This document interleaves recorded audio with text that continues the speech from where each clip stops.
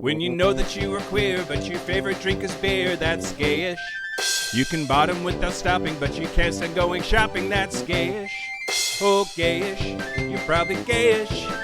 Well, life's just too short for narrow stereotypes, so it's gayish. We're also gayish. It's Gayish with Mike and Kyle. Hello, everyone in the podcast universe. This is Gayish. The podcast that was touched by Jesus, not necessarily in places that they wanted Jesus to be touched in. Wait, what?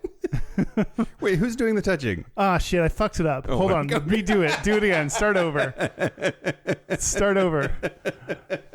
Hello, everyone in the podcast universe. This is Gayish. The podcast that was touched by Jesus, but not necessarily in places that you wanted Jesus to touch. Okay, great. Did I do it better this time? That's way better, yeah. Okay, thanks. I'm Mike Johnson. I'm Kyle Getz. We're here to bridge the gap between sexuality and actuality, and today was it the butthole?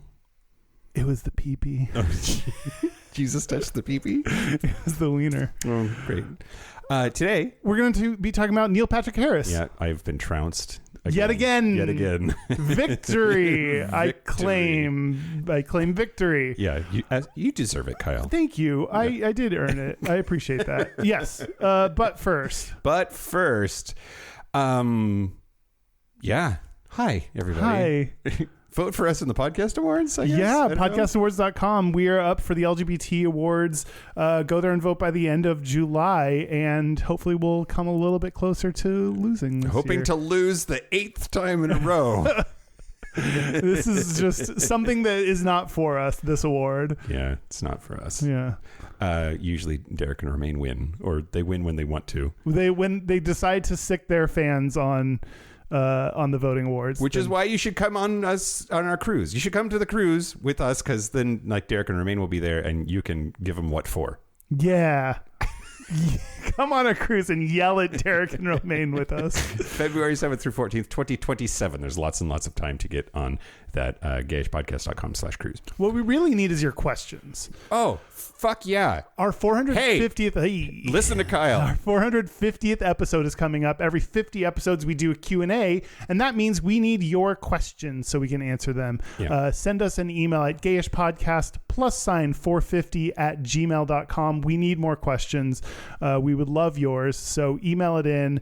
And then we are going to do in lieu of or in replacement of, or as a separate... I don't know where you're going with this, but I'm happy. We rescheduled our Patreon happy hour to be August 5th at 6 p.m. Pacific, 9 p.m. Eastern. So it's on a Tuesday next month. And we're going to bake it in with our live stream. So we're going to do a live stream. We're going to answer your questions. Then we're going to hang out for a little bit. So that is on Tuesday, August 5th at 6 p.m. Pacific. It's going to be magical. Fucking do it. Yeah. Send in your questions. Send in your questions, please. Gayishpodcast +450@gmail.com. Yeah. Now the news. Shut your mouth hole. It's time for your ear holes. News. God bless America. Okay, Kyle. Okay. News the first. Yeah.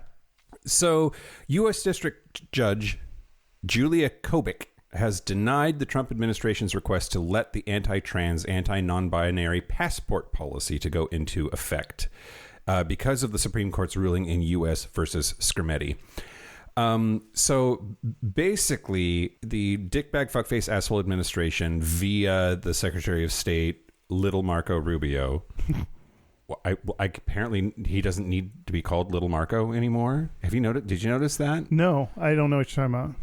Well, so the orange turd bucket is really good at not good, horrible, effective at using nicknames for people. Mm-hmm. And he called Marco Rubio Little Marco for a really long time. But now that Little Marco is in the administration, it's Secretary Rubio. You know what I mean? Yeah, Just flips on people on a dime. Yeah, absolutely. Anyway, so basically they said that the federal government would only recognize two genders, male and female, and then that passports would no longer issue those with an X gender marker, and would not allow anyone renewing their passport to change their gender marker. Mm-hmm. But District Judge Kobik who's based in Massachusetts, has issued a preliminary injunction against that policy, saying that it can't be enforced against 6 of the 7 who sued while their lawsuit proceeds, and granted class certification to plaintiffs. So it's now a class action lawsuit. But in her ruling, she said that the State Department must immediately begin issuing passports as it would have before who took office. I feel like people have been giving the advice to, like, if you're non-binary especially, or you're trans and want to update your passport, like, do it now. Yeah. Because you may not be able to. Yeah. Yep. And well, some people have already been told that you can't. Right. This judge is saying, well, yeah, you can, while we're figuring our shit out. Yeah. Seems like a victory on administrative grounds, not like a true victory. Absolutely. But that does mean that there's maybe a little more time for people who need to act to do so. Yeah. Everything's bad and you should feel bad today, Kyle. Yeah, for sure. Sorry. Oh. But anyway, the injunction remains. The Justice Department announced that it's going to appeal, of course, but it goes to the U.S. Court of Appeals for the First Circuit after this. So in the ruling, she says that the government has not identified any change in law or fact that alters the court's conclusion. Class members are likely to succeed on their independent claim that the passport policy is arbitrary and capricious in violation of the Administrative Procedure Act. It's interesting the number of rulings that we have seen where it just says that's arbitrary and capricious. Like, you need a better reason than icky. Yeah. You need to have any reason at all, and one that includes facts, I would suggest, because little of what they've been doing is based on any kind of fact. Yep, absolutely. Get your passport changed if that's what you need. Yeah, do it. News the second. Yeah. First it was trans people, now it's bisexuals. The Stonewall National Monument website has removed multiple references to bisexual people. They're literally being bi erased. They're literal bi erasure. The actual bi erasure. So there's a website for the New York Monument which commemorates the historic 1969 riots outside the Stonewall Inn, which were famously led by trans women of color. And but several mentions of bisexual people have been removed from its official description. The National Park Service, because of dickbag fuckface assholes executive orders targeting diversity, equity, and inclusion programs, removed mentions of trans people in February. And now, if you compare the current version of the website to a version of the website that's saved by the Wayback Machine, Internet Archive's Wayback Machine, there's the LGBTQ plus acronym has been replaced with LGB, but also there are places where the acronym has been removed altogether and replaced by just lesbian and gay. That's not what lesbian and gay people want. Like,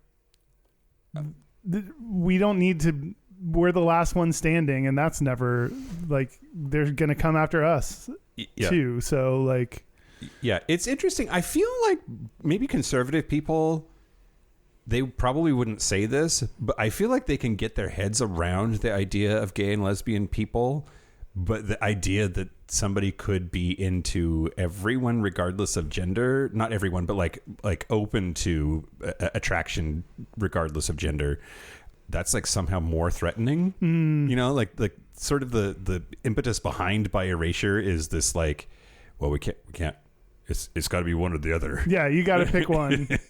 Yeah. But anyway, so there's only 2 mentions of bisexual people on the entire official website now, compared to the 8 that were there before the modifications were made. That's significantly less. It's like 25%. Yeah, roughly. Roughly. / exactly. The website's education section still features prominent photos of bi and trans activists during the riots, including Marsha P. Johnson and Sylvia Rivera, both of whom helped lead the riots. But there's just like literal erasure of history, much less just by erasure. And It's so wild because that's what they claim we are doing when we tear down their second place trophy monuments in the South. The Confederate statues. Yeah. Yeah. I don't know. Anyway, Christo-fascist neo-Nazi horse shit, Kyle. That's what it is. It continues. Everything's bad, and you should feel bad today. Except for this next news story, which will lift us right back up. Yeah, news the last. News the third. News the last. Yeah. News the last. Hey, Kyle. Hey, Mike. Rosie O'Donnell is a lesbian. Yeah, big one. Yeah.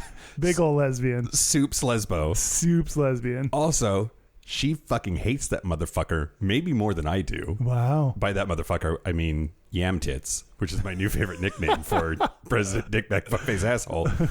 It's because he's orange and is flabby. Yeah. Yeah.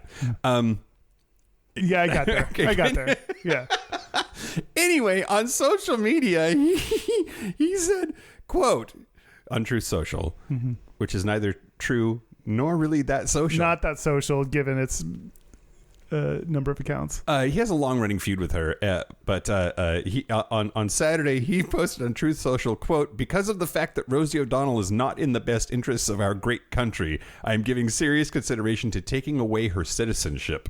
She is a threat to humanity and should remain in the wonderful country of Ireland if they want her. God bless America. What the fuck? Was this apropos of nothing? Like, did this come from somewhere? Was there some kind of... Did she say something, or was there beef? Where did this come from? Well... And why are you deporting U.S. citizens? Well, yeah. And, I mean, first, there is no mechanism under the United States Constitution by which the President of the United States can remove the citizenship of anyone who is a citizen, although he's trying when it comes to birthright citizenship. Yeah. But, like, she was born on Long Island. Like, she's... to American parents, like she's if she's not a citizen or can have her citizenship removed, nobody is. Like everyone could be, and so it's just like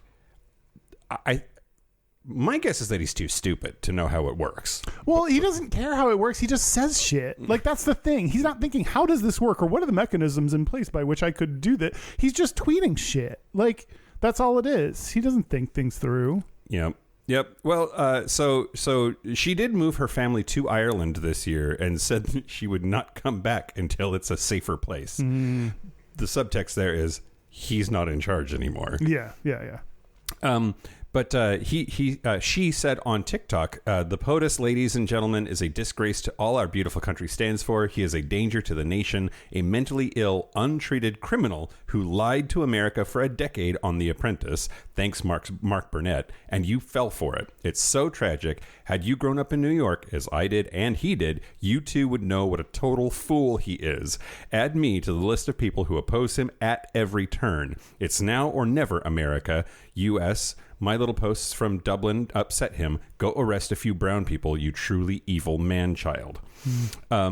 And then she also posted on Instagram with a picture of Trump and sexual predator Jeffrey Epstein. Hey, Donald, you're rattled again? 18 years later, and I still live rent-free in that collapsing brain of yours. You call me a threat to humanity, but I'm everything you fear. A loud woman, a queer woman, a mother who tells the truth, an American who got out of the country before you set it ablaze. Wow, damn. Yeah. I think she's winning. I think she's winning too. He picked a fight with the wrong lesbian. Yeah. Never pick a fight with any lesbian. That's true. You're going to lose. Yeah. That's absolutely true. Anyway. Yeah. Thanks, Rosie. Yeah. Thanks for saying what all of us wish we could. We should go to Ireland and have her on the show. Oh, that would be so cool. Do you think she'd do that for us? No. No? Okay. I don't. Derek, maybe tag her in the news social media recap for. Oh yeah, see if she replies. Yeah. Also, it's okay to resort to begging, and like take your shirt off. I don't know if she'll respond to that, but I don't know that here the. Well, that's the news, Kyle. That's the news. Speaking of begging, I want to thank the following Patreon members. Thank you to Corey C. Corey C? Yeah, Corey C. If you want to get ad-free episodes a day early, if you want to support the show, if you want to use Mike's hole, if you want to use my hole, join our Patreon happy hour, which is now on August 5th. Then join us at patreon.com/Gayish podcast. Yeah, do it. Do it. Do you want to talk about Neil Patrick Harris? Okay, Kyle, no. No. Yeah, you do. I mean, I do, but like people know this already, but it's worth repeating. Yeah. Maybe we have a vote every month, and we put up 3 topics, and then our gap bridgers decide which topic we're going to do. Mm-hmm. And Neil Patrick Harris was yours. Well, first of all, you had the idea, like, let's do a bunch of faggots. So I was like, okay, great, let's do it. Mm-hmm. So we had Matt Bomer, Neil Patrick Harris, and Elton John. Yeah. And Neil Patrick Harris was one of yours. Yeah. I did Neil Patrick Harris and Elton John. Also, I feel real bad because I said Matt Bomer, and then I said, wait, nope, that means they're all white. I don't want to do all white people. And then I was going to do Billy Porter. And then when I typed up because I post the polls, mm-hmm. I still went with Matt Bomer, so I didn't fix it. No, I didn't make it better. No, but he did win the tie. He did win the tie. So our bonus Patreon episode is going to be Matt Bomer. Yeah. From Patreon. Great. Marina said, "If Elton John doesn't win, I'm going to riot." Oh. Uh-oh. Stonewall. So you're going to riot. I guess there's rioting. And then Gayish Jason ATL said, "I really and truly vote for the ones failed to lose. Poor Elton." Jason could see it in the cards. Yeah. Yeah. Elton John did not win. You know, I love drama, Kyle, and I want our Patreon polls to have more drama. Yeah. Okay. This one had a lot of comments. I think the fact that Elton John did not win in a vote of who's the best gay to talk about is that's something. That says something. Yeah. Sorry, Elton John fans. Yeah. I guess. Yeah. We'll probably know what to tell you. We're going to talk about him eventually. It's maybe. Like, he's like king of the gays, I think. The reigning king of the gays. Oh, okay. No? He was. Who would you nominate? Oh, what did he do? Do we have to, No. Is this the Elton John episode now? not that he's canceled. No, I just mean like he used to be, but hasn't been around. He's been trying to make his comeback with he did a song with Britney Spears. And you heard it here. Kyle hates Elton John and thinks he's old and irrelevant now. Not totally untrue. Okay, let's talk about Neil Patrick Harris. Yeah, let's do it. Okay. Why did you pick him? What's your what's the thing? I think he is okay, I was talking to my straight trainer, mm-hmm. and I think he's straight. And I was like, how hot is he? He's fine. Okay. Again, I have low standards. So I definitely do him, but that doesn't clarify too much. Okay, great. He was like, we were talking about if he had any gay celebrity crushes, and he was like, is it homophobic that I don't have one? And I was like, I don't think so. And then I said, how about Neil Patrick Harris? He was like, oh my God, I love Neil Patrick Harris. I think people love Neil Patrick Harris, and especially straight people love Neil Patrick Harris. Mm-hmm. And I think there's just something about him that straight people and gays love. And he has some kind of quality that makes him irresistible. And I think he might be one of the most prominent gay men. Yeah. Just out there. I don't know who else would be a bigger gay name than him, other than maybe Elton John. But who else is bigger than him? Yeah, I'm willing to bet you're right that if you were to ask any gaggle of gays of sufficient size, a gaggle of faggots, a faggle, yeah. Okay, if you were to ask any faggle, who is the most famous gay? Yeah, I bet that NPH would be in the mix. Yeah, who else would be up there? I can't even think of it. Elton John. Elton John, right? Right? Maybe.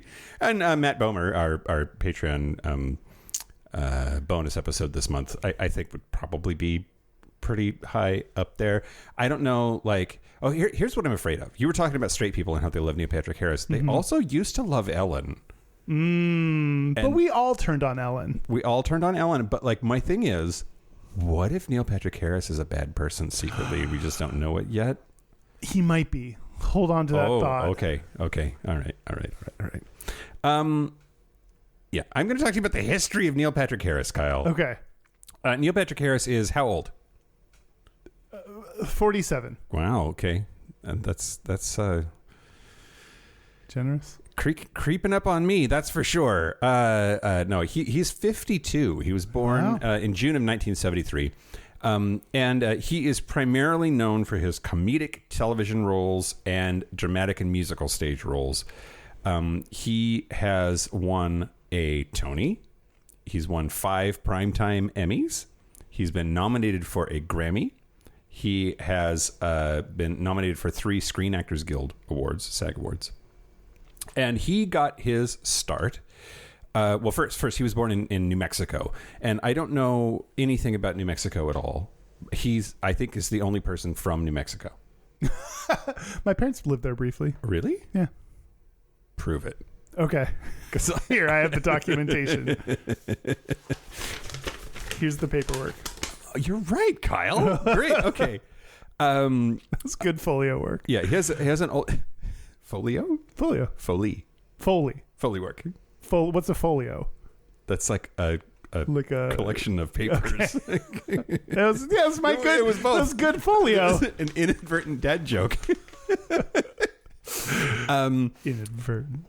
He has an older brother, and both of his parents were lawyers, which is probably like that'll fuck anybody up. Maybe. Graduated from high school in 1991. So he was a child actor, most famous for his 1989 role, Doogie Howser. Yeah. He started in television as Doogie Howser, MD, which, if you're not familiar with that, is the story of a kid who is just a mega super genius and becomes a practicing medical doctor at the ripe old age of 14. Have you ever seen any of Doogie Howser? I am like prime Doogie Howser age. I am 46 years old. Doogie was like... So first of all, Neil Patrick Harris looked super young. He was 16 when he was on Doogie Howser, but the character was 14. And he becomes a doctor at 14, and the series begins on Hauser's 16th birthday. The cold open of the pilot is his 16th birthday, but he looked like he was 12. Yeah, and that's about the age that I was. I so identified with Doogie Howser. It was crazy. Because you were too smart for your own good? Smart kid. Also had giant ears. Also a nerd. And so yeah. And just like the idea that like if you work hard and are just like super smart, then you can be a doctor as a teenager was just like super interesting. It's super 80s too. That was so like the late 80s were just like this, I think. But yeah, anyway, so he was a young, like a child prodigy turned medical doctor, and that was really what launched his career. Did you watch Doogie? Have you seen it? I've never seen an episode. I could still hear the theme song. Oh. Because like there was a computer that would type his name on the screen, and like it had this like real bad like electronic keyboard theme to it. Anyway, okay, that's Doogie. Yeah. And then he kind of disappeared for a while. Like he had guest roles on some other shows, and he was in the sitcom Stark Raving Mad, which I don't remember. It only lasted 22 episodes, so like not exactly a smashing success, especially because that was back in the day when like a season of shows was like 20 something episodes. Like now you're lucky if you get 8 shows a season, right? Yeah.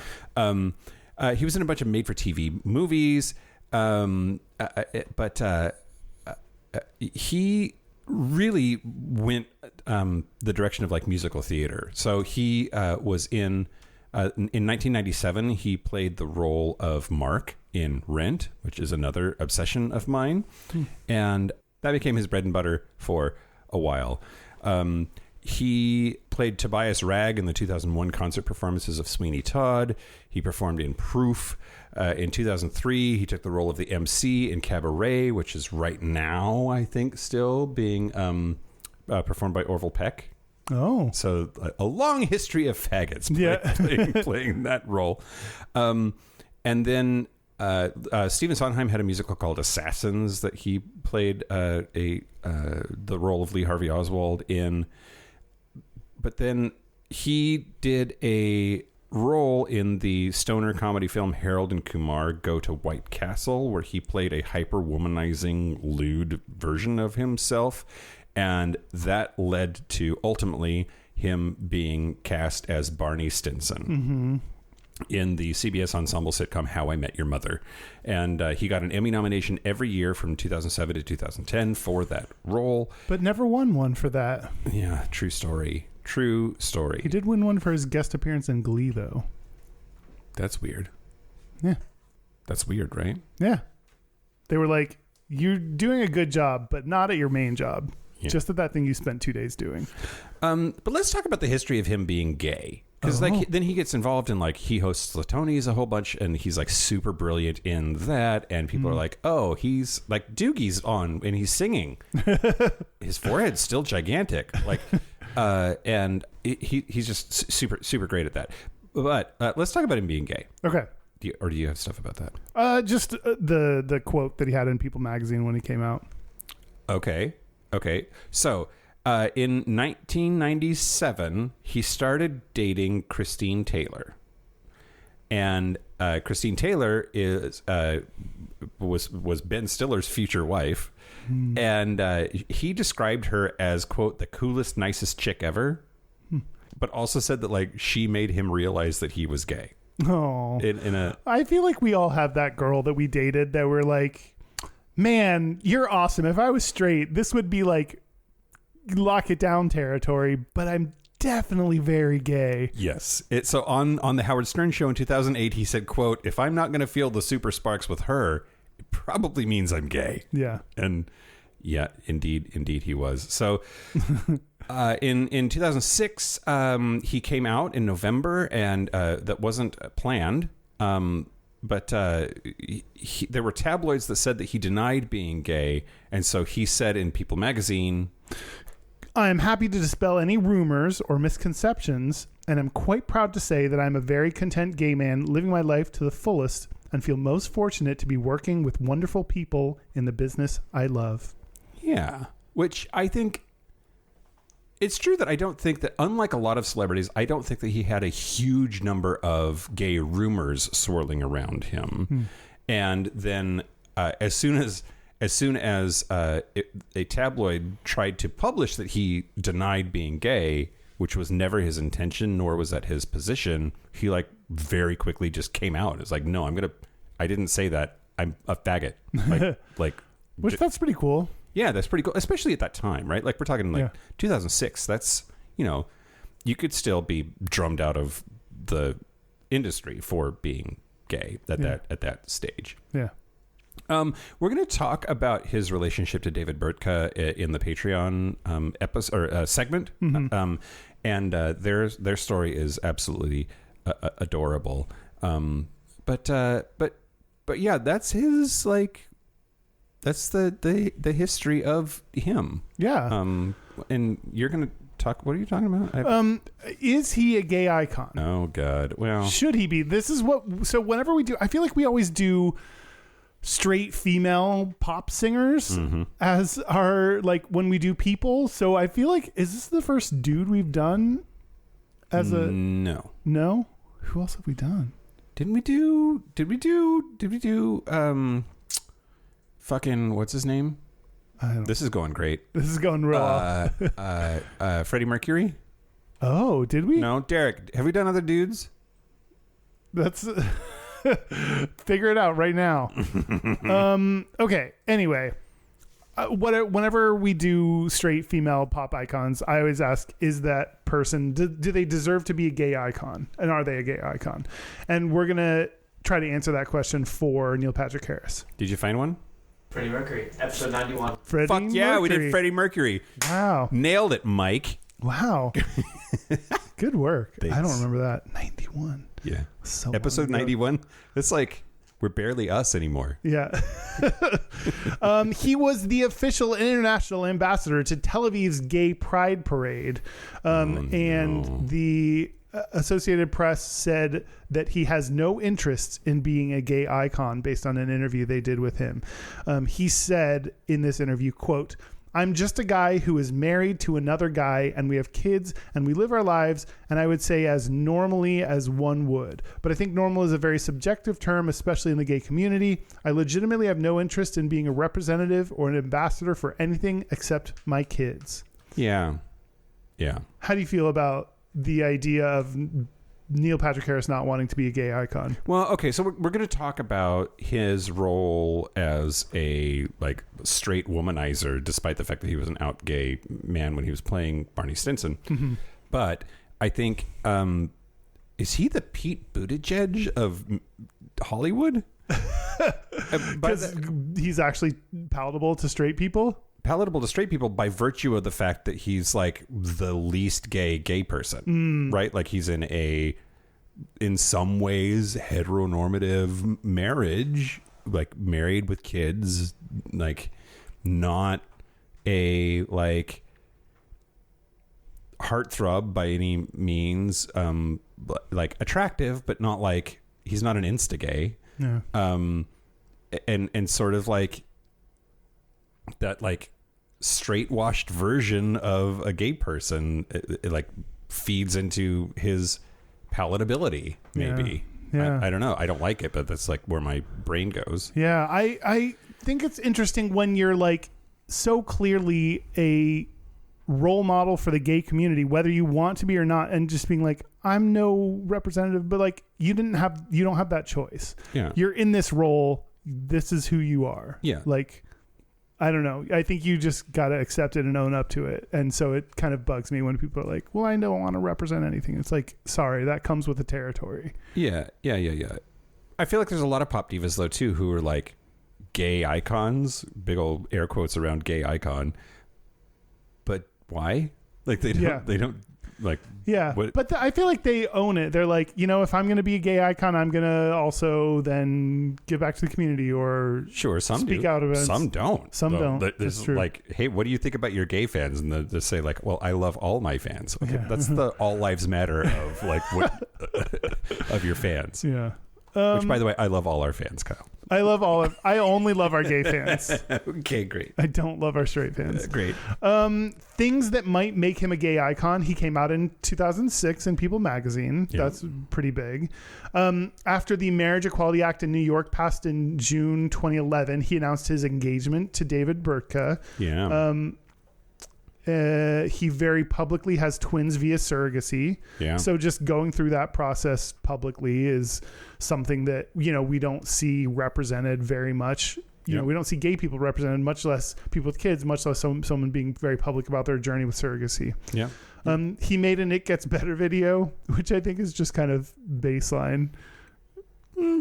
Yeah.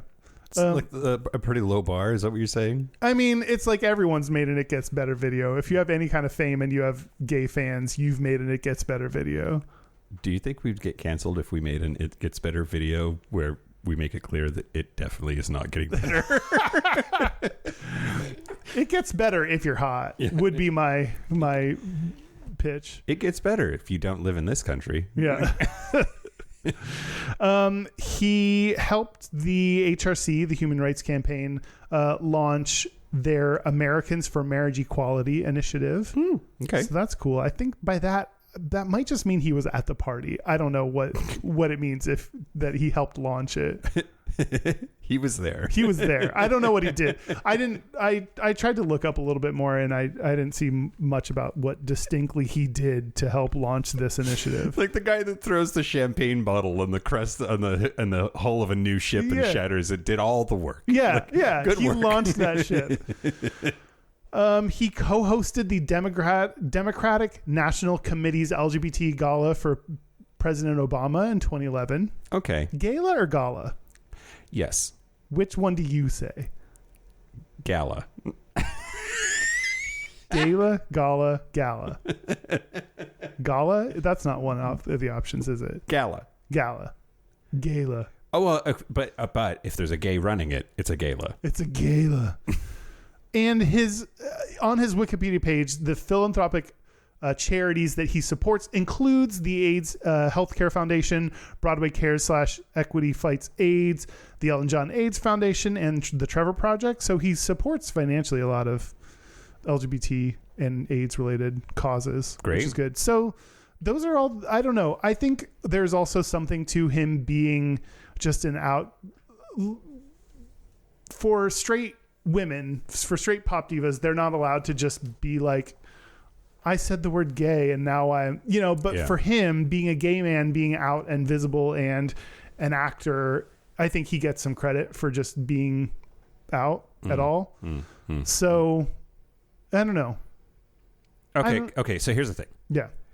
There's icons who are icons to gay people, and then there are icons who are gay. Right. And then there's maybe both. Right. And so if we break down gay icon in the most Mike Johnson way possible, he is gay. Got that part handled. Yeah. Is he an icon? I'm not sure. You don't think he's reached that level yet? Well, so I don't see gay people like losing their shit over Neil Patrick Harris doing stuff. Like, yeah, like he's famous enough, and I'm not going to say that he's like Selena Gomez and like not an A-lister, but I thought you meant you're not going to say he's like Selena Gomez and like the most popular person in the world. But I like. Do you think he's an A-lister? Yeah. It's a close call, but yeah. Close call. Wow. Yeah. I just don't look. It's like when I think about icons, I think about like iconic. I don't know what his iconic thing is if it's not hosting the Tony Awards or something. Like where I'm going with this is I don't know if he is an icon in any sense of that word. That like he's for sure gay. But is he an icon? I don't know. He definitely doesn't want to be. Yeah. So maybe he got his wish. Maybe his wish was granted. Maybe. According to Mike Johnson. Maybe. Not an icon. All right. I don't know, Kyle. No, we've settled on it. You said it. It's too late. I don't know. What do you think? Is he a gay icon? Would you say yes or no? I don't yes know. Or no? Yes or no, Kyle Jets? I don't know. Okay. Yes, with a question mark at the end of it. Great. He is an icon and he is gay, but is he an icon to gays? Or is he more the like you said, the palatable straight thing that they can digest? Yeah. And once you go kind of mainstream like that, how much do gays really care as much about you? I feel like we like our, they're secretly ours kind of thing. Yeah. So I don't know. Okay, I'm going to tell you. Okay, Kyle. Okay, Mike. Did you watch Buffy the Vampire Slayer? I did. Yeah? Yeah. The whole thing? Yeah. Are you sure? Yeah. Okay, great. We need to talk about how Neil Patrick Harris is basically the Kevin Bacon of nerd culture, but like, like 6 degrees of separation stuff. So there was a writer's strike, and Joss Whedon called up Neil Patrick Harris and said, "I'm doing a web musical." Sorry. Neil Patrick Harris said, quote, he said, "I'm doing a web musical." And I said, yes. And then he got mad and said, "Wait, let me pitch it first." That was in a 2008 interview. And they did Dr. Horrible's sing-along blog. Did you watch that? I did not. You're not familiar? Nope. Because Derek and I were singing it earlier, and you were like, "What is wrong with you people?" Yeah, you were doing a little duet with just the two of you. Yeah, we're not going to do it again. Okay, so there was a big writer's strike in 2007, and they did this thing, and it's wild because it was so low budget that the musical sequences were filmed with a crew member holding a boombox playing the songs on a CD while the actors lip synced. Wow. So like syncing up the sound to the video was like, that's how they did it, was with a boombox. It was really, really low budget, but and like there's a song called "Brand New Day" that has like it's like a tongue twister, and it was written specifically for him, and he had to figure out how to like lip sync the hardest tongue twister ever. Anyway, despite that tiny budget, Joss Whedon made more money from Dr. Horrible than from directing The Avengers. What? That grossed over $600 million domestically. He needs to fix his contracts. Well, maybe so. Yeah. Or just like, bang for your buck kind of thing. Yeah. Just goes to show that like you don't have to have a giant budget to like be super successful, which is why the fact that we don't make more money on Gayish is kind of hurtful. No, we need a bigger budget. I need a massage budget. Oh, yeah, girl. Okay, so Joss Whedon also was the originator of Buffy the Vampire Slayer, the television show. And on that show, Allison Hannigan played Willow, and who was a character that was part of the first recurring lesbian couple on primetime TV in the United States, anyway. So Allison Hannigan was cast for How I Met Your Mother after Craig Thomas's wife, who was a Buffy fan, suggested her. And what's wild about that connection is, so Allison Hannigan playing Willow on Buffy admitted to being a Doogie Howser fanfic writer in one episode. What? She did? Yeah. So there's this wild, like, Allison Hannigan played Willow, who wrote fan fiction about Doogie Howser, who was played by Neil Patrick Harris, who would then become her castmate on How I Met Your Mother. Wow. This is the thing that I wanted to build the segment around. Now, so a couple more things about like that whole cluster of stuff. So Buffy and Willow and Tara's relationship made Joss Whedon gain a massive queer following because of themes of otherness and found family. Willow and Tara's relationship was groundbreaking. Again, the first lesbian couple on primetime TV, at least in the United States. But they also fell into the bury your gays trope, right? Yeah. Like, and I think that's an interesting criticism that I understand. The bury your gays trope is just like you have gay characters who then like suffer these tragic, horrific deaths or some other unfun, tragic demise in the script, and I get that. I understand that that's problematic, especially when it's not that it happened. Like, it's not doing it once; it's that it always happens. Sure, but I also think, and maybe I'm wrong, like push back, but I think Buffy the Vampire Slayer was the 90s. And I think that, like, it was in the 90s, I remember it was almost validating to have imperfect queer characters or queer characters for whom something bad could happen, that it wasn't just a fun, campy, hooray, they're amazing and their life is amazing, but right, it was humanizing in a way to have them go through human bad things. Yeah, I push back. Great, do it. I mean, because that doesn't have to mean death. Like, you can have an imperfect character that has to suffer and deals with a lot of real life situations, which I agree is like very useful and helpful to see, not just like perfect hot people that fall in love and have a perfect hot life. Like that, it's nice to see imperfect characters with real world problems, but also that doesn't mean they have to die for you to show that. Yeah. I guess what I'm thinking about is like Willow and Tara. So Tara is like, she is like, her brain is kind of scrambled is what happens, right? Like she has difficulty communicating and is like nonverbal a lot of the time after this incident. And then like Willow stands by her. And that felt better, that showed the commitment or something. I don't know. I think it's more nuanced than just like that whole thing was bury your gays, and so we have to go like, I don't know. Okay, next though is Neil Patrick Harris has consistently pushed for a Dr. Horrible sequel. Oh. So he was in Hedwig and the Angry Inch. That's what he won his Tony for. And apparently backstage he asked Joss Whedon, when are we doing a sequel? And apparently Joss Whedon said, we're going to have to cast Nick Jonas because you're no spring chicken anymore.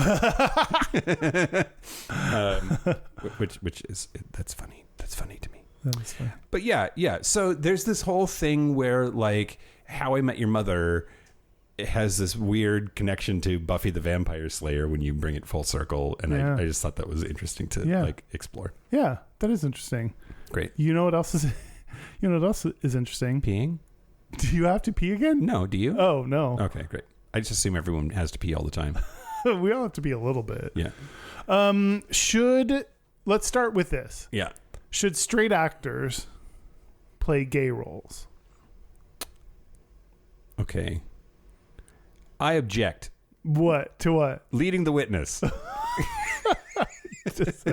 Rejected. Overruled. I mean. Okay, great. No, it's rejected. I don't like the question, Kyle. Why not? Because I think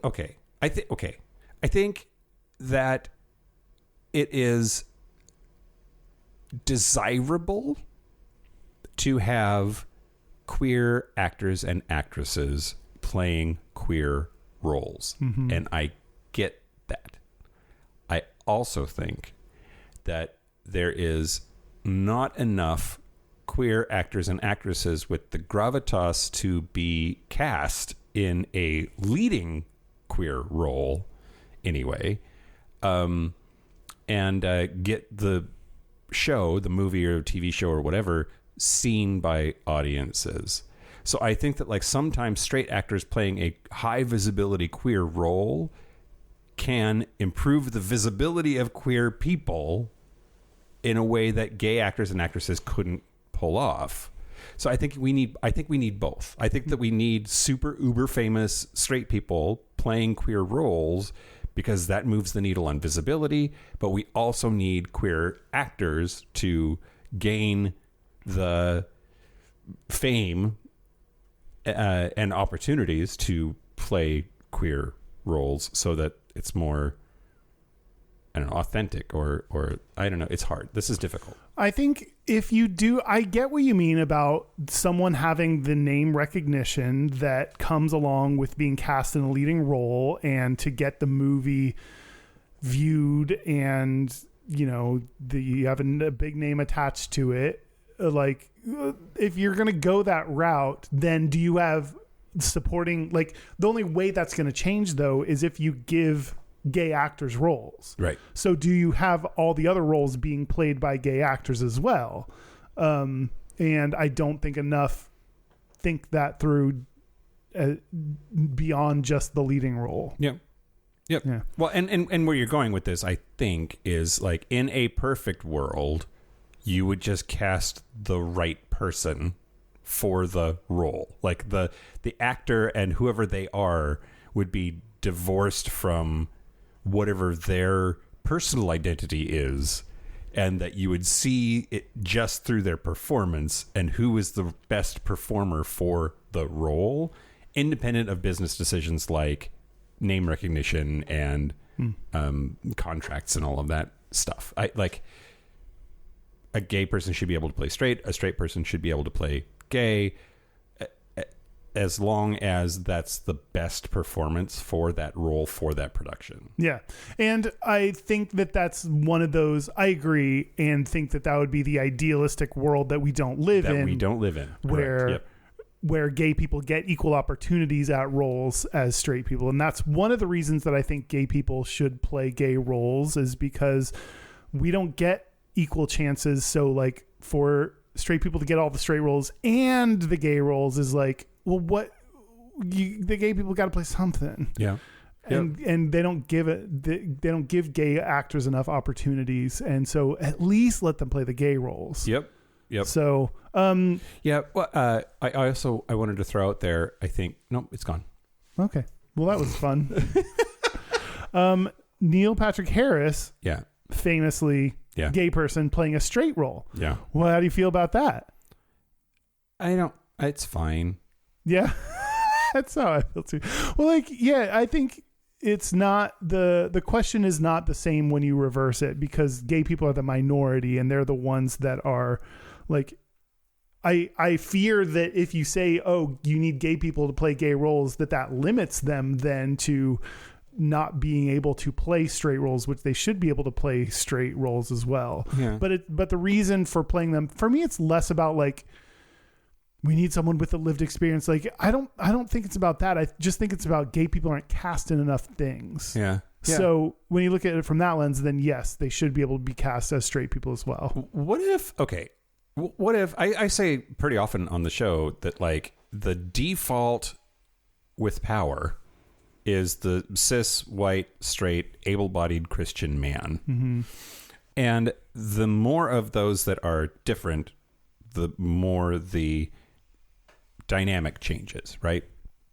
What if what you're saying is that you should be able to act up, but you should not be able to act down? Yeah, I like that. That like, you know, if it's a role who is a person of color, you can't cast a white person, right? Like, etc. Right? Yeah. And I don't know that there's enough actors and actresses at enough of a visibility for that to be possible, but maybe it's a good rule of thumb. Yeah, I like that rule of thumb. But under that rule of thumb, Neil Patrick Harris playing a straight person, totally fine. Totally fine. Yeah, for sure.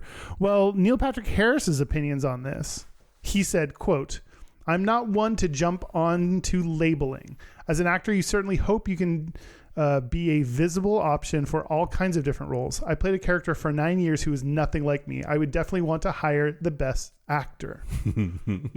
So he's on the like hire the best actor regardless of the orientation. And I think it makes sense as an actor that you're like, I want to be considered for all kinds of roles, not just gay roles. Sure. So it would make sense that you'd want to expand that beyond just gay people. What the hell role was it that James Corden played? It was a gay dude, and like it was totally unnecessary for him to be the gay one. Yeah, like yeah.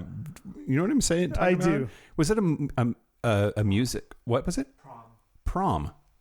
I don't think that's what I was thinking about, but I'm with you. Okay.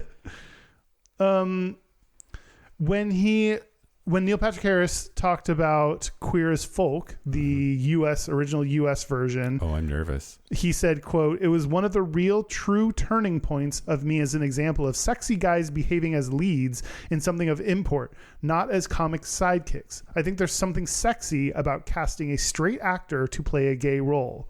If they're willing to invest a lot into it, there's a nervousness that comes from the newness of it all. To declare that you'd never do that, you might miss opportunities." He thinks it's sexy. It is wild to me that like Gale, whatever his name is, who played Brian Kinney on Queer as Folk, and Hal Sparks, who played Michael Novotny on Queer as Folk, that they're both straight actors, and yet there's so much central drama to that show about Michael being in love with Brian and having that be unrequited, and like they kiss sometimes and like have weird sexual tension. And I found boyfriend's watching it right now. That's why it's like top of mind or whatever. Mm-hmm. But like watching it again, however many years later, I'm like, this is bad. Why is it bad? Like, I don't find it believable. And I'm like, they're straight dudes. And knowing that they're straight dudes is like off-putting.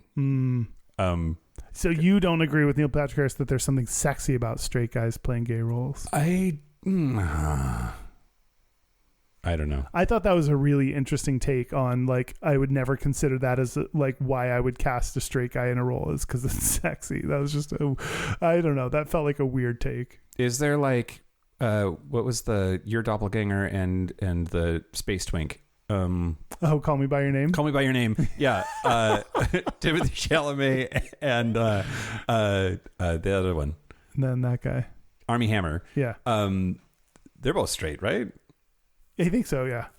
And that kind of made it hot. Yeah. So I get what he's saying. Like, it can make it hot, I think. But that's like the reason we watch porn where people are pretending to be straight. Like, yeah. Oh, I would never do that, bro. I'm just a straight dude. Yeah, I don't think that works for me, but I get it. I get it. But that's the same idea. Yeah. Yeah. So Barney Stinson, the role, so the character was described in the plot or the script for the pilot that he was, quote, a fat cigar smoking Jack Black type who's supposed to be the ultimate straight ladies man. Jack Black type. Yeah. Interesting. Yeah. So, and apparently Neil Patrick Harris went in and auditioned with zero expectations, did a dive roll, knocked over a chair, slammed into the casting director's desk, and then landed the role based on that audition. So like he was not who they were looking for when they cast this role. And I think that's super interesting. But co-creator Carter Bays said that Harris brought unexpected vulnerability to Barney, which made audiences root for a potentially unlikable character. And he said, quote, with Neil, you could write Barney has a bad coughing fit, and he would turn that into the biggest laugh of the episode. There has been some criticism, though, that like despite having a gay lead actor in Neil Patrick Harris, How I Met Your Mother had almost no queer representation beyond Barney's half-brother James, played by Wayne Brady, and hints at Lily's bisexuality a little bit, but never actually explored it.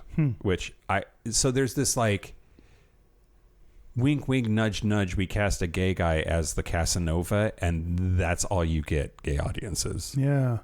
Yeah, I think there's like the casting and like and behind the scenes, like, are there like gay writers, or are they like gay cast members, like other gay crew members or whatever? Like there's that part. And then there's the like story that they're telling, and is there gay representation there? And so they might have achieved at one area of having a gay cast member, but not achieved in the other area of the storytelling piece, having any kind of gay representation or enough. Yeah. Neil Patrick Harris has said that he would not return as Barney for a How I Met Your Father remake or redo or sequel or whatever. And he said, quote, Barney's antics, his overt delusions of grandeur would likely get everyone in trouble in the Me Too era. Oh. Which I think is interesting. Yeah. Yeah, he was not... Season 2, episode 11, he was in it. Great.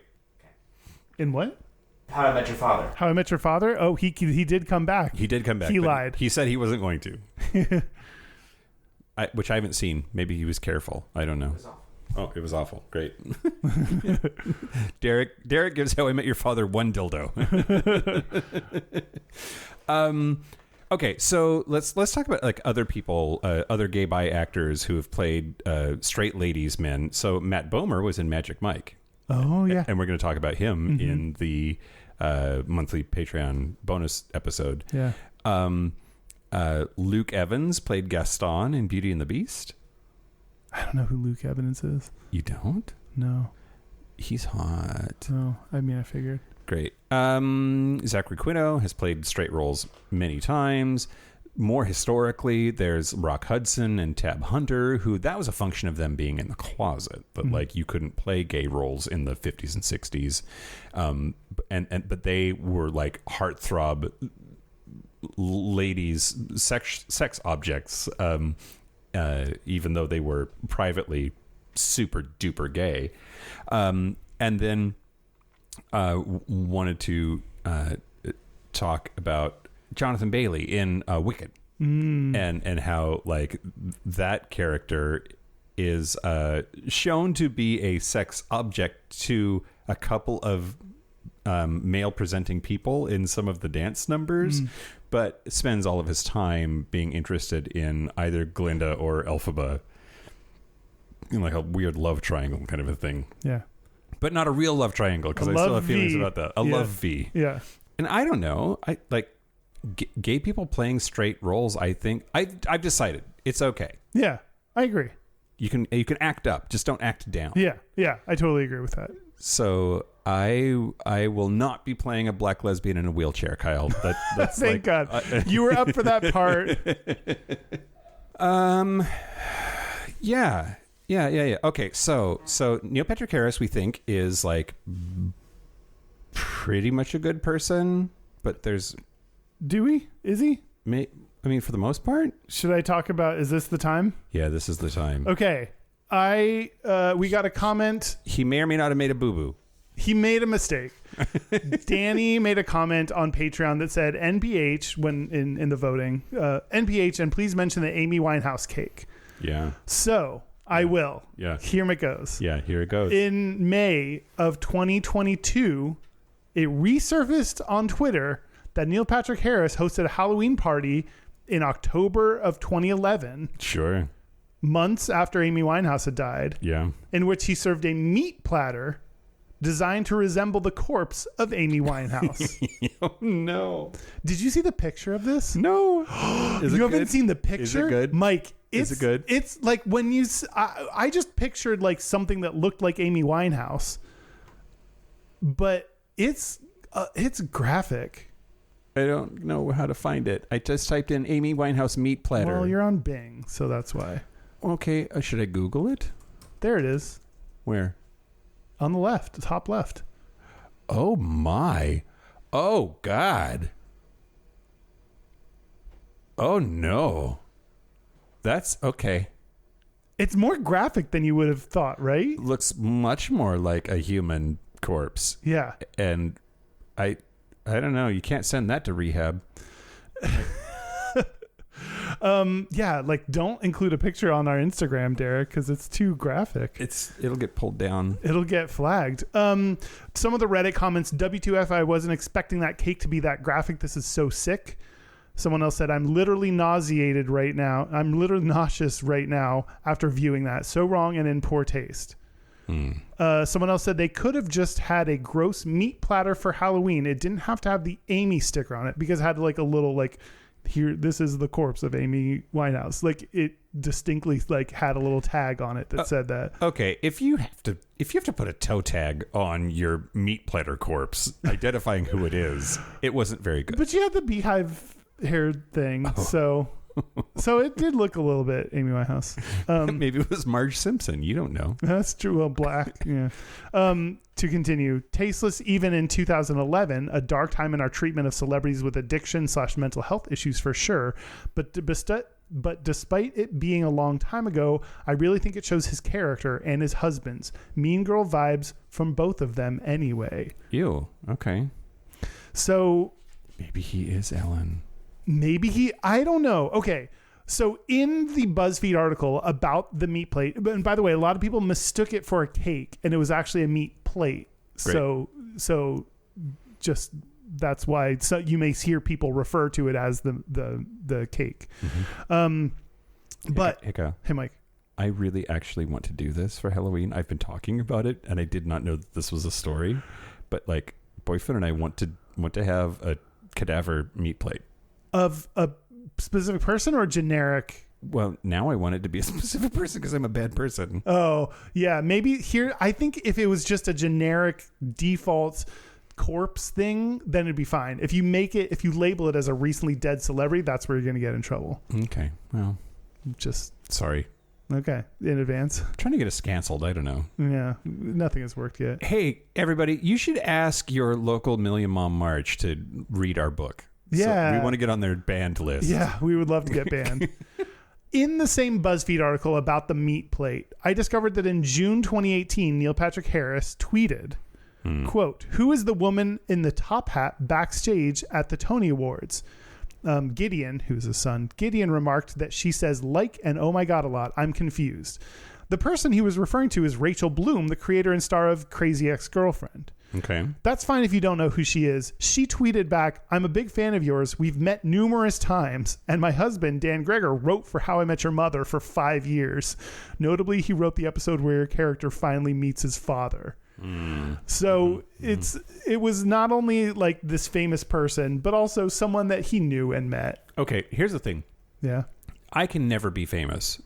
And the reason I know this is because I could not remember everyone. Oh, I can't like, either. The idea that like it's one of the most stressful things about LA culture is that everyone knows everyone. Mm-hmm. And like sometimes I go and I hang out with people. I have friends in LA who are like, "Oh my God, that's Regina Blakwanowicz. She was like one of the lawyers for Chris Hemsworth." Like I'm like, how the fuck do you have the time to remember that at all? So like I don't know. The like an actress whose husband was a writer on the show that I worked on. Who he's met many times. But like many times, he's probably met lots of people many times. Mm-hmm. I'm like I'm not putting this in the he's a dick category. So once she tweeted that we've met a bunch, whatever. His reply was, "Indeed, well said. Thanks for the reminder. How is backstage?" And she was like, "That wasn't an apology." So in an interview with GQ, she said, "Look, an apology for not knowing who I am, like that's for not remembering that they had met a bunch." He remembers or he doesn't. Go ahead. Sorry. She said to GQ, "Look, he's not a writer, so his version of a Twitter joke is just to kind of live comment to Twitter followers with kind of random uninformed thoughts. And fame does that to you, where you think every kind of random uninformed thought is a gem because you get 10,000 likes from it. And that makes me scared about fame in general. The yes men, even if what you're saying is, I don't know, kind of weird or unoriginal, you still get a lot of approval and dopamine surges for saying it. I really, really hope I can surround myself with people who will call me out on my shit, so that even if I were to have 27 million Twitter followers, I would be just kind of a person first and a famous person second. I guess what I would say is, well, the thing he said in response wasn't really an apology as much as saying, like, well said, thanks for the reminder. So later, who knows if he actually read that, but later he did tweet sincere apologies to her handle, Rachel Does Stuff, for my Tony tweet. I failed to research before pressing send, and what I thought was a funny comment in our living room must have been far from funny to read backstage mid-show. As a performer and a parent, I should have known better. And Rachel replied, "Hi, thank you for this. Apology accepted." So someone on Twitter about this whole exchange said, "NPH has big, I'm everyone's favorite celebrity and I'm such a nice guy, but in private have a dark side and probably don't want waiters or household staff to look me in the eye" energy. Oh no, that's the Ellen thing. That's the Ellen thing. I don't know. Is Neil Patrick Harris maybe a mean girl and just has this nice guy like character that he's built up? I don't know. Either one could be true. Yeah. We would have to become friends for me to know. Call me. Yeah. But like, I don't know. I do think that our culture is such that people kind of want it to be true. Like, there's something about tearing celebrities down that is part of our fucked up relationship to celebrity in American culture, don't you think? Well, I think part of it is like trying to explain why they have so much that we don't, and to be able to then be like, oh, here's this big flaw in them that makes me feel better about where I'm at in life. Yeah, you're identifying exactly what I'm talking about, and I don't think that way, but I get it. I see it. That's what people do. Right. Exactly. Yeah. Which is wild. So I don't know if it's true or not. Yeah. I think there's also the, like, where there's smoke, there's fire, right? Like the Ellen thing was like multiple different things. And then like Rachel Berry, what the fuck is her name? Oh, Leah Michele? Leah Michele, same thing. There was like a repeating pattern of that coming around. So yeah, like, I don't know. We'll keep an eye on him. Yeah, and I don't see any smoking guns in this like list of stuff that I don't either. I think you made a joke with a meat platter that maybe was inappropriate or not for public consumption. Yeah. You didn't recognize a person that you had met a bunch and then didn't like just say sorry right away. Like, that's what I think is weird. Not the I don't recognize people that I've met multiple times, but like instead of just being like, oh, sorry about that. Like, I don't know. I think he had a weird response to it. So Yep. There's all. Yeah. Yes. What are you going to tell me about him? I don't know, Kyle. What am I going to tell you about him? He's good at like other stuff, and it's weird. Magic. So he is the from 2011 to 2014. He served as the president of the board of directors of Hollywood's Magic Castle. He's been performing magic since age 10. He appeared on The Tonight Show with Johnny Carson to do tricks in 1990. And he won the prestigious Tannen's Magic Lewis Award. Tannen's Magic Lewis Award in 2006. I don't know what that is. I imagine it's important. Very prestigious, yep. I'm sure. But that's like super interesting. Yeah. Like, he's into magic and does magic stuff. Yeah. That seems not gay to me. Magic is a little gay. Think so? I think Magic is a little gay. Okay. Whoever that like shirtless mind freak dude, Chris Angel. Yeah. He seems like a little gay. That's true. He's all Homoerotic at the buff. very least. Yeah, definitely homoerotic. Yeah, and I guess Houdini was kind of hot. So he also designs board games. Really? He designed elaborate mystery board games called Box 1 and Box 2. They sell for $60-ish. They've become cult favorites. He also launched a website called Wondercade that is an escape room review website. So what a nerd. Travels around to find little nerd. to find the best escape rooms, and I think that's pretty fucking cool and nerdy. Yeah. So he and his husband bought an East Hampton estate for $5.5 million that was previously known as an orgy estate where elite sex clubs would hold events. Wow. They've renamed it Funhouse Farm. They have fucking kids. They can't be hosting orgies. But they have hosted celebrity friends like Ralph Macchio, who's hot and must be eating children because he looks so much younger than he's like 60 now or something. And he still looks like he's in his 30s. Anyway, they have backyard movie screenings with Ralph Macchio in the backyard. But yeah, they own an orgy farm. Wow. Or weird. An ex-orgy farm. I don't know. His 2014 autobiography is structured like a choose-your-own-adventure book, which that's also so nerdy. That's very nerdy. That lets readers make choices about what stories to read next. But also, you wrote an autobiography in your 40s? That's narcissist energy. Like, oh, you think he should have been older when he... You can't write a memoir in your 40s. You can write a memoir. An autobiography is a little different. Just something about autobiography, like, yes, I'm writing an autobiography, like my life to date. But like, I'm that important that this needs to be written down is the vibe, and no, that's not for me. Anyway, that's just some other stuff that he like does and has done and is good at. I think something about his nerdy proclivities makes me want to believe that he's less dickish than he might be. Yeah, like if you're a famous nerd, you can still be an asshole. Like most nerds aren't assholes because they don't have the like assertiveness to be one. Right. But if you're a famous nerd, then you can definitely be an asshole to your underlings. Yep. You have quotes? Just a couple. One, what defines a relationship is the work that's involved to maintain it, and it's constantly changing. I disagree with this. Oh, he said that. Yeah. Got it. Okay, that was unclear to me. Oh, quote. Sorry. Quote. Neil Patrick Harris said, quote, what defining a relationship is the work that's involved. Yeah. I don't know that what defines a relationship is the work that goes into it. I hope that doesn't define it, because that seems like looking at only the efforts and not the fruits of your efforts. Yeah.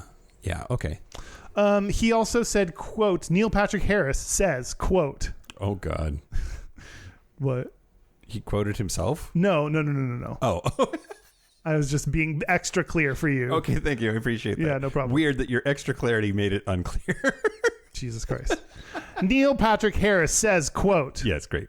Being able to live my life transparently does empower me to feel like I can be myself more. It's easier for me to flirt with girls now that girls know I'm gay. It almost makes it a sexier encounter than if I was trying to pretend I was straight. Okay, that's big bi energy. But what a weird thing to say. Now that I'm gay, it's easier to flirt with girls. Yeah. What a weird thing to say. Yeah, that's a weird thing to say. I don't know why he said that. Maybe there was context to that I'm not understanding, but I get being like salacious or like I don't know, like being forward or controversial more, but not like flirt is the word that I'm taking umbrage with, Kyle. Flirt. Yeah. Because that implies like you want something in return. So either you do or you don't. Either you can do it or you're not. Anyway, go ahead. Yeah. And lastly, Neil Patrick Harris says, quote, I have a very large forehead. I have a very pronounced skull. Maybe producers think that there is a lot going on up in there. Yeah. Which I thought was funny. Yeah, a little bit of self-awareness. It's a forehead. It's more of a 5 head, or maybe even a 6 head. Yeah. Great. Yeah. Is that all for Neil Patrick Harris? We talked a lot about him and his stuff. Boy, did we. But I don't know that we landed on, well, is he a gay icon? Is he good for the gay community? Is he a good person? I don't know that we landed on any answers. I feel like we stirred up more questions about it. I before thought he was just like this good, nice, funny guy, and now I'm questioning that. Oh, wow. Okay. Yeah, I don't know. I think that like any of the dirt that we dug up is like not that dirty and not that bad. That no. he's actually fine. Maybe he's fine. Also, like gay rights pioneer Frank Kameny would totally approve and say that he's absolutely good for the gay community, because his whole advocacy was that we should be as normal as possible, that we should appeal to straight people as much as possible, because that would move the needle on our acceptability. And he's definitely doing that. And whether I agree or not, I think that argument can definitely be made. Yeah, I think having some people that are just kind of run-of-the-mill, boring, bland people is helpful, but not everyone. Yeah. So we did it. Yeah. We talked about him. Yeah. I guess we're done. I guess that's the end of the episode. Should not quite yet. Should we take a break? Let's take a break. Oh, wait. We're going to talk about his marriage. Yeah. During the Patreon. Yeah. Okay, great. Let's take a break. Break. This is the part where Mike and Kyle take a break. Okay, are we back? We're back. We're back. We're going to do our Gayest and Straightest. We're going to do our Gayest and Straightest, but first, we have so many things. Yeah. Are you tired of hearing about them yet? Because tough shit. We're going to say them. Yeah. Yeah. Send in your questions for our 450th to Gayish Podcast +450@gmail.com. Nothing is off limits. Ask whatever you want to. AMA. AMNKA. Yeah. Let's see. And come on the cruise. That's February 7th through 14th, 2027. More information, gayishpodcast.com/cruise. Buy our book. That's gayishpodcast.com/book. It's good. You'll like it. Yeah. It'll teach you things about your whole. And you can listen to our audiobook if you want. Yeah, you can. You can. Should you? I don't know. And vote for us at the Podcast Awards. Go to podcastawards.com and you can vote for us in the LGBT category, and hopefully we will lose less bad this time. And in previous years, I've said that I will quit the show if you don't, and I don't care. Yeah. Do what you want. Do whatever you want.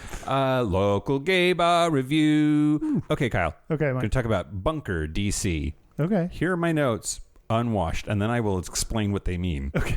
Okay. Drunk with 5 Ks. So much shirtless. Many Kyle make out, but no one. Fun bring tomorrow? Tomorrow is not today. 2.5 dildos. No. Don't understand. Yeah. After the show, when we did the live show in DC, we ended up at Bunker, and you were making out with a dude. And like lots of people were shirtless there, which was, that was nice or whatever. But like you made out with this boy like several times and then didn't want to leave with him, but he wanted you to leave with him. Do you remember this? I don't remember him wanting me to leave with him. I definitely remember making out with this boy a couple times. He was like hitting on other boys as well. So like he was not. Oh, he didn't make you feel like a special princess, and that's no, and that's not. I don't need him to. He's allowed to hit on other boys. That's fine. Yeah. Yeah. I just had a couple of beers and I was like, yeah. But I thought maybe it would be fun the next night, but did not end up there the next night. That's for another day. Anyway, 2.5 dildos for Bunker DC. Great. Magical. Good work. Yeah, good making out with Kyle. Our website is gayishpodcast.com. We are on social media at Gayish Podcast, or you can find our Facebook group or a Discord server at gayishpodcast.com/contact. Our hotline, you can send us text messages or leave us voicemails, is 5855-GAYISH. That's 585-542-9474. Standard rates apply. Also, hey, we need more Gayest's and Straightest's. We love them when you send them in with your own voice hole. Yeah. So do it. Yeah.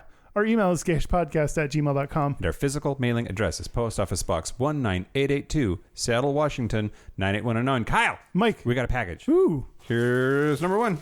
What is it? It's a t-shirt. I think it's a t-shirt. Shirt. There's like no documentation whatsoever. It's a tank top. Ooh. It says he, him, daddy. He/him/daddy. Like my pronouns are he, him, daddy. Here's another one.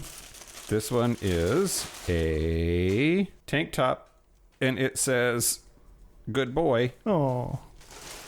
And here's this one. Another tank top. Oh, no, t-shirt. This is a t-shirt that says he, him, daddy.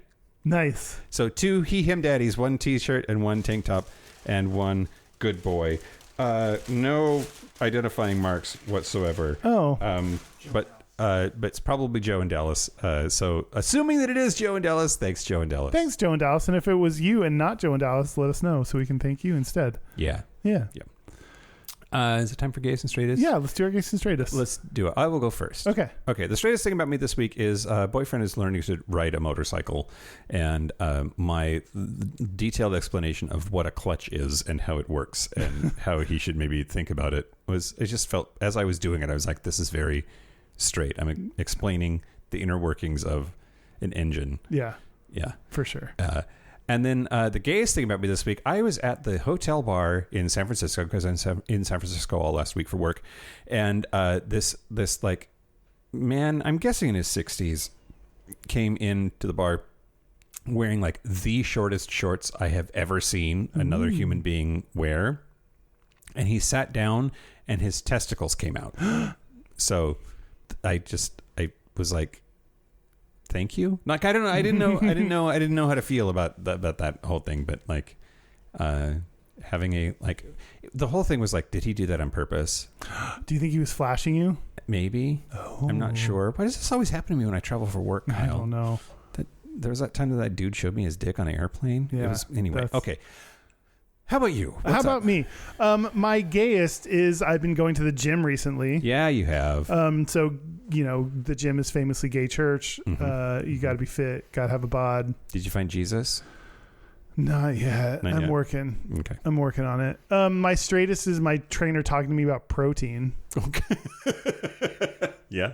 I hear a lot about protein and how I'm not getting enough protein and how I need to be having more protein and what kinds of things provide protein, and just so much about protein. Protein.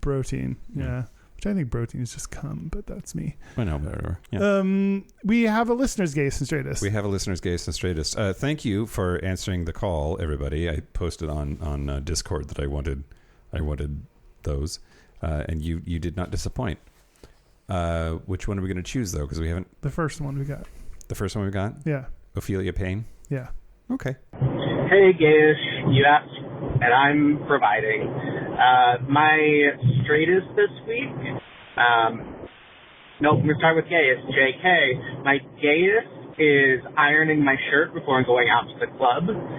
But my straightest is that I definitely spilled food on it almost immediately after going out. And I just stayed out anyway and said, screw it, who cares? Anyway, love y'all. It's Ophelia Payne, because I'm me. Okay, bye. Oh, that was great. I spill stuff on me all the time too. Yeah, I spill stuff on you too. Other boys spill stuff on me too. Yeah, thank you. Thanks, Ophelia Payne. Thanks to everybody who sent them in. I appreciate that. Yeah. I guess we did it. Yeah. Thank you to Neil Patrick Harris and his husband David. Yeah. And Allison Hannigan. Sure. Why not? And Jason Sudeikis. Nope. For no good reason. What's his name? Jason. What's his? Biggs. Nope. Jason. Joss Whedon. Siegel. Oh. Seagal? Siegel. Sure. Anyway, and also thank you to our super gappers. Thank you to Locomotive, Simon Srirachi, Kaylee Adams, Kid Oliver, Kobe Gordon, Squaggle, Pip, Andrew Bugby, William Bryant, John Crowley, Steve Porch, Yost Osel, Jonathan Montanius, Forrest Nail, Steve Douglas, Explosive Lasagna, Michael Covington, Thomas B, Dusty Sands, A. Coleman, Chris Catchtorians, Jerome York, and Cian and Javi. Thank you for your support. Thank you for your money. That's it. This has been Gayish from the Chris Catchatorian Studios. I'm Mike Johnson. I'm Kyle Getz. Until next week, be fabulous, be you. See ya. See you next week. Yeah.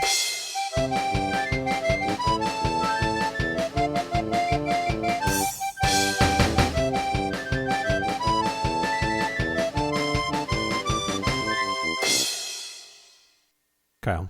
Mike. I'm pregnant. With what? I don't know. With what? Urine, apparently. I can't stop peeing.